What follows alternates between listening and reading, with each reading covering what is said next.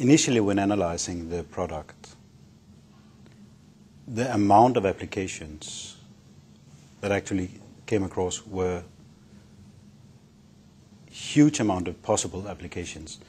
So it was needed for us to look at the most interesting at the very first point. Secondly, as resources at that time were extremely limited, it was also important not only to choose the right applications, but also the applications and the business areas where we could actually get into the market with the least amount of economical effort. So that's why we chose a number of customers which A, were close, which was causing less travel activities and less expenses on that. Secondly, in groups of areas where the effect of having an effective system would be fairly high. And how did that translate into actual customers? How did you approach the customers? Who did you try to talk to? And one thing which is very interesting, what is the price of this product where the marginal cost of production is actually zero or very close to zero? If we look at the kind of customers we were looking into, we were looking at customers which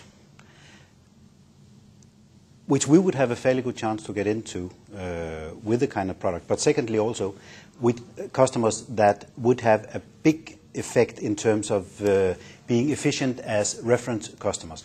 That's why we're looking at a number of larger customers, such as Danfoss, such as Volvo, as a couple of examples. But of course, we were fighting very much on the barrier that we were nobody.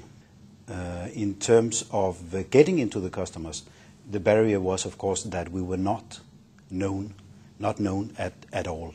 One example would be that one area of business that we were looking into was the automotive industry. And since we only have one major manufacturer of cars in Scandinavia, namely Volvo, we started with them. But after the initial contact with the head of development, we had a no. Second time, we had a no. Third time, we actually accepted for 20 minutes in the reception, where we actually made the complete presentation of the technology.